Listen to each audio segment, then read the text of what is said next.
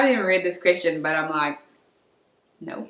Absolutely not. Like, it better not be like for her whole year. What is up, everyone? So this is part 2. I did part 1. I'm gonna put it on the screen. Basically, part 1 was the same thing: host families, horror stories, and questions that they can't ask anyone or feel embarrassed to ask. I answered it. But part 1 I felt like was super long, and so I told you guys that I'm gonna cut it and come to part 2. Yeah. Okay, host mom here to 4-month-old baby. Okay, our au pair just arrived a few days ago. Our plan is to have her bath the baby at the end of a shift, put him in pajamas, then we take back over. Is that weird? I'm a new mom, not sure the rules. Is this over ask or she agreed to it and hasn't acted all like it's strange? I'm second guessing myself, looking for thoughts and feedbacks. Oh, so she wants the au pair to bath the baby before her shift ends and hand the baby back to her. I don't think it would be a problem if it's within the au pair's hours. If you know your au pair ends at 6 o'clock, say, hey, before you knock off, please can you have the baby ready? I don't think it'll be an ask. What it'll be an ask is if you don't consider it her hours. Be like, okay, at 6 o'clock, then you must bath the baby. Because technically she's still working until 6:30 or 7 or however long it takes her to bath the baby. I don't think it'll be an ask because you take in the baby back. That was simple. Let's see the next one. Do au pairs want advice on how to cook? I haven't even read this question, but I'm like, no. We noticed that our au pair at work, we have leftovers and groceries in the fridge all the time for her, and she uses what she wants, but often I see her making very dry food, basically sad meals for herself for breakfast and lunch. Usually she eats the white rice and occasionally egg or toast. I am not sure she knows how to cook for herself. Should I offer to teach her? I don't want to overparent or make her feel bad. She is also a very capable 27-year-old. So honestly speaking, some people can't cook, and some people come from their home country where mom or dad or somebody was cooking for them, and so they don't know how to cook for themselves. And then also I don't know, because maybe she just likes those meals. Maybe she also doesn't know, because when I first got here, I wasn't familiar with the food here, so I wouldn't know what to eat. I would eat like eggs or like toast and peanut butter, that kind of stuff. And then I went myself to the grocery store and I saw what they had, and I was like, okay, this is what I want to try. This is what I want to eat. And so now my list is obviously different. So maybe you take her to the grocery store so she can see what food is there, what she would like, what she doesn't like. Because not everything you guys have here, we have in South Africa, and vice versa. So I would do that, and then just say to her, hey, do you want to learn how to cook some American foods? Maybe say it that way, like, do you want to learn how to cook American foods? And then teach her like how to cook this, how to cook that. That way she could maybe cook with you, and she doesn't feel like, oh, you like, you know, like coming into her space. If anything, it'll be like you teaching her like a cultural difference. How would an au pair feel about living in an Airbnb? So I haven't even read this, but I'm already like, it better not be like for her whole year she's living in an Airbnb. Even though there's nothing wrong with that, it's like, why would I come to America if I can live in an Airbnb in my home country? Because you also miss out the cultural exchange. And that's my thing with people who want to give you outbuildings or like buildings that are far from the house. I feel like you miss out on the cultural exchange living with the family, because what's going to happen is that most of the time you're going to do your job, and when you knock off, you're going to go to your house side or your Airbnb, and you're not going to be able to build like an actual relationship. Whereas living in a house, sharing a kitchen with them, sharing stuff, or just interacting with them, I feel like you build a more solid relationship. But let's read this question. Our primary residence is an Airbnb and gets rented about every 6 to 8 weeks for 2 to 4 days. Our family generally goes on small vacations when the house is rented. How would an au pair feel about having basically let someone in their space?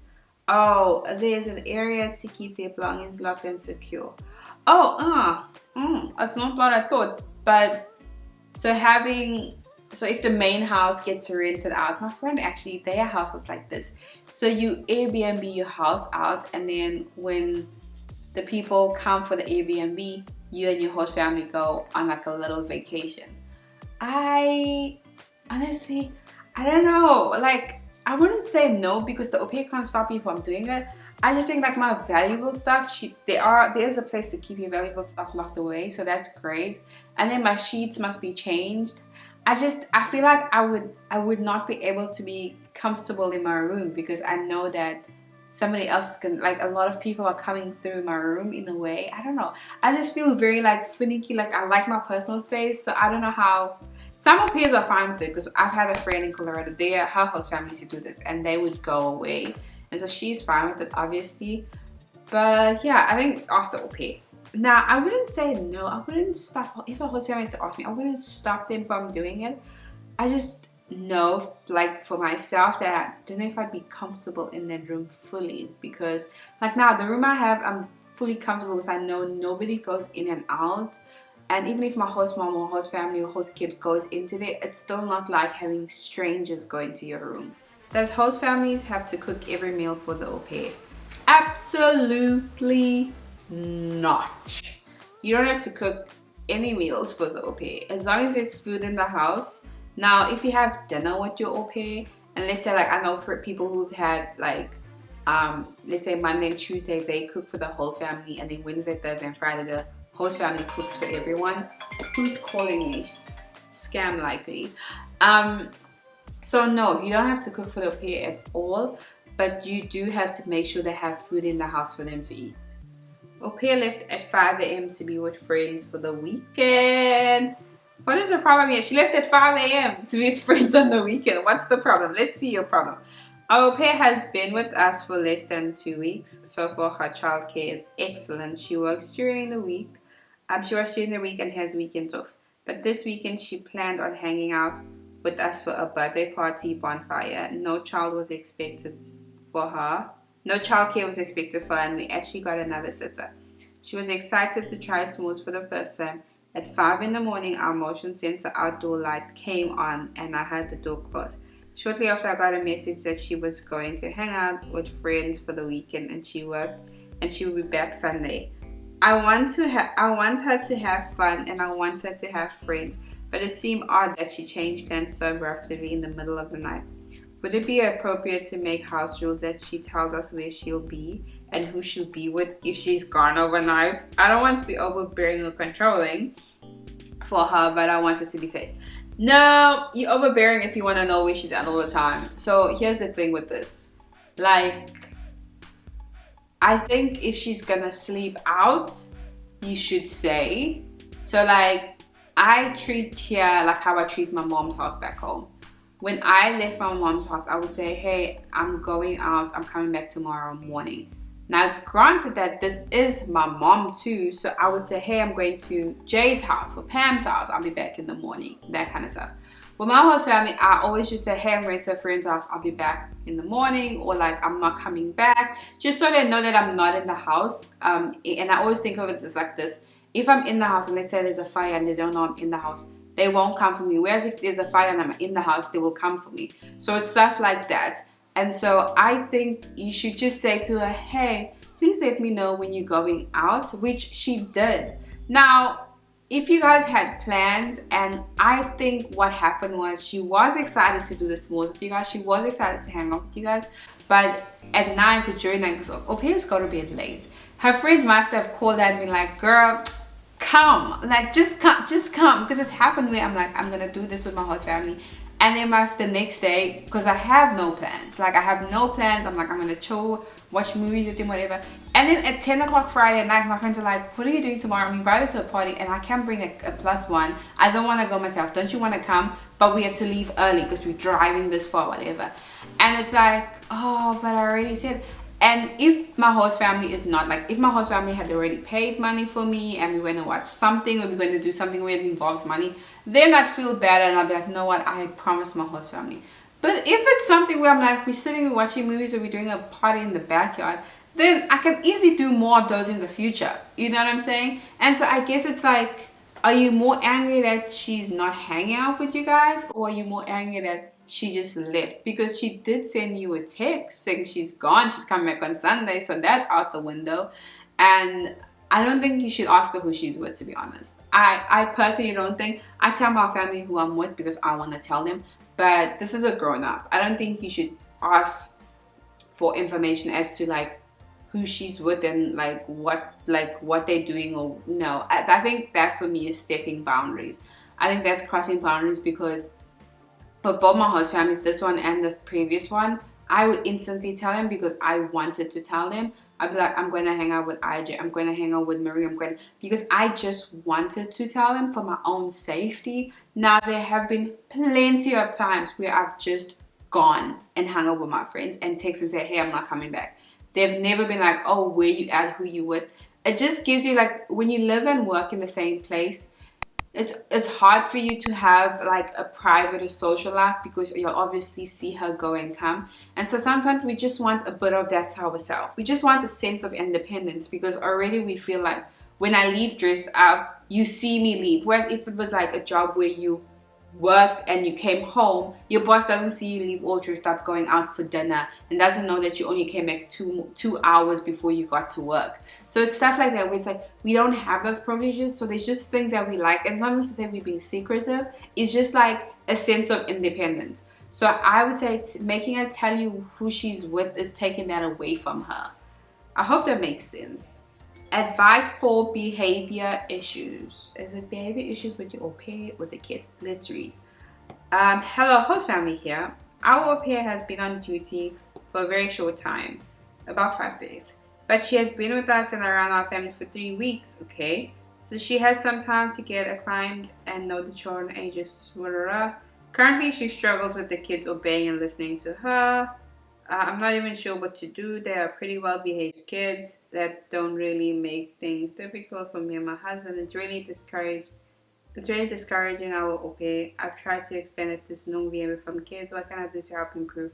Also, how can I get a 2-year-old to take a nap as expected? Until now, he's been at daycare. So basically, they have 3 kids, and the au pair's been around the 3 kids for 3 weeks, but she's only started working for them for 5 days, and the kids do not listen to her. It seems like the kids are very well-behaved kids with her and her husband, but they just don't listen to the au pair. First of all, kids will always listen to their parents unless the parents don't discipline, but they'll always listen to their parents way more than the au pair. What I think needs to happen is, number one, she needs to build a relationship with the kids, and I think maybe just show the kids how on the same page you guys are. And so say, hey, if you guys don't listen to her, you guys are going to have a consequence. And then she's going to set the consequence, or we're going to set the consequence. And if she says no, you also say no. Be like on the same page. That way, if the kids try to go to you guys, they know that you're going to say the exact same thing she's saying. And then just like she just needs to do, like, she must not try to buy them. So like, don't buy them stuff and bribe them, whatever. But like, take them to the park. Just hang out with the kids outside of you guys. Just her and the kids. She needs to build her own relationship with the kids, and then take it from there. It's also 5 days. Kids are probably also like, if you guys had an old au pair, they just longing for the old au pair because they think the old au pair went away because of her. Or they just want you guys. They're thinking that maybe if they ill-treat her, she's going to leave and then you guys are going to come back. And so that could be one of the problems, or that could be a solution. Host family question. How much notice should you give that we are quitting? So how much notice should you give an au pair that you are quitting? So I usually say try wait until the end. Well, when I say try, like tell them in advance. Like you can tell them 6 months before your year in. So if you say to your au pair, I always say try, if you're quitting, try finish that year, your agreement, and then just don't rejoin. So say to your au pair, hey, when your first year is up, we are no longer going to be the agency. So I'm going to give you I'm going to tell you now, and it's 6 months in advance or 4 months in advance. But because that way, when the au pair agencies request us to, au pairs to decide if they're staying after 1 year or going home, she knows that, okay, they're leaving the program, so a second year with them is not an option, and they can start looking for a new family. Now, if they're 2 months into the second year and you guys realize you don't want to do it, or 2 months into the first year, let's say 2 months into the first year and you guys are like, actually, we no longer want to do this, I would say at least give them tell him straight away, because then you can give him like 2 to 4 months to look for a host family. But 4 months is even still long. 2 months should be enough to find a host family. And then also prepare that when they find a family, they may leave straight away. So like they could serve their 2 weeks notice from when they find a host family. And some host families have been like, we need you to come straight away. So you also need to be aware that you could just get up one day and not have an au pair the next day, in a way. I don't know if that makes sense. But I'd say 2 to 4 months, like if you like, yeah, like if let's say you're 5 months in and you're like, you know, we no longer want an au pair, I'm gonna retire, straight away I would say tell your au pair, because that way she can find the host. Don't like wait, just tell her straight away. Overnight au pair. So what is this? Hi, totally new au pair. Totally new to au pair. So sorry if this is a dumb question. No question is a dumb question, host family. I am soon to be a single mom who is considering adding an au pair. My son is in daycare Monday to Friday, so I mostly need help on the weekends. The big thing is I also get to travel for work in normal times. Not a ton, but maybe once every few months for 4 to 5 days. Ideally, I'd have an au pair who could help with this, or at very least travel with me. But then I wouldn't have daycare. Basically trying to see if an au pair would be able to help with this. So you have to travel for work and you're a single mom, and if your kid, as much as daycare is amazing, this is where communication comes in. So you could say to the au pair, you can either travel with me when I travel for work for those 4 to 5 days, unless you get a daycare that's like, listen, when you travel for work, you can go with your host kid. Or if you want to cut costs and choose one or the other, it sounds like you may need an au pair, because with daycare, what happens when it's like nighttime? Who's going to stay with your kid? Or you may even need a nanny, because if you don't get, like, as I said, some au pairs will be flexible and be like, listen, I don't mind having a kid by myself 4 to 5 days if you pay me extra, even though that's not legal and I do not advise or condone illegal stuff. But this is something where you'd have to have a conversation with your au pair about. And yeah, because I would say the other thing is you could just have your au pair travel with you, to be honest. You could, if you don't want to do, if you don't get an au pair that agrees, or a nanny, say, hey, when I travel for work, you have to travel with me. And so the au pair knows that every other time you travel for 4 to 5 days, she's traveling or he's traveling with you. With stuff like this, I just want to say, no schedule for a host family is too out there, as long as you communicate. It is doable. Like my host family now has a crazy schedule, but it's been working, and I've been with them for almost 3 years because it works, because we have communication. I know ahead of time. I've never had to cancel, unless it's like something that I'm like, oh, I don't mind canceling, but I've never had to like pay for a concert and cancel it because of my host mom's schedule or whatever. Now it could happen if, let's say, one of them gets sick or there's an emergency. I'm not saying it can't happen, but I'm just saying, like, at first I was like, oh, I said yes, and I was like a bit nervous, like maybe I can't do like specific things in the week, whatever. But guys, it's doable. Like, after having my host family's crazy schedule, I'm like, it's doable. No matter how crazy the schedule is, if you communicate, you au pair will, and you're a great, like, you great family, you consider that she also has a life outside of here, it will work, I promise you. Okay, is it unreasonable to ask an au pair to spend a lot of time outside? Is it her like outside your house or outside with the kids? Because maybe it's just how you worded it. But we are currently looking for our second au pair for our 2-year-old, and as a current one is moving on to an internship. One thing that is really important to us is that our boy plays outside a lot, even though we live in Belgium. Oh, this is Belgium! And weather isn't always amazing. It sounds like a silly thing, but I worry that people from hotter climates won't want to spend a lot of time outside when it's wet or a little cold, when we know how much the boy loves it. Okay, so I would honestly appreciate it if you told me this, let's say, and I was like a potential au pair for you, because I don't like cold climates, and I don't like, even though I stayed in Colorado, mind you, I don't like feeling cold. And so if you said, hey, playing outside is a priority. Now, I also like being outside. Like, I like fresh air. So most au pairs love playing with the kids outside because it gives them stuff to do. When kids are inside, they get bored and they end up irritating you.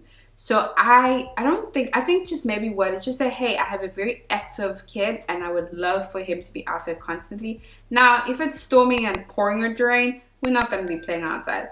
One thing I would say is that, like, tell your actual au pair. I know it sounds dumb, especially if they come from hot climates. Say, when the weather is like between 65 and below, don't go outside. It's too cold for him. You know, that way, because sometimes people don't realize when you come from hot climates, in your head, your 65 is still hot enough for you to play outside, for example. Whereas 65 in Belgium may be too cold for you guys to play outside. You know what I'm saying?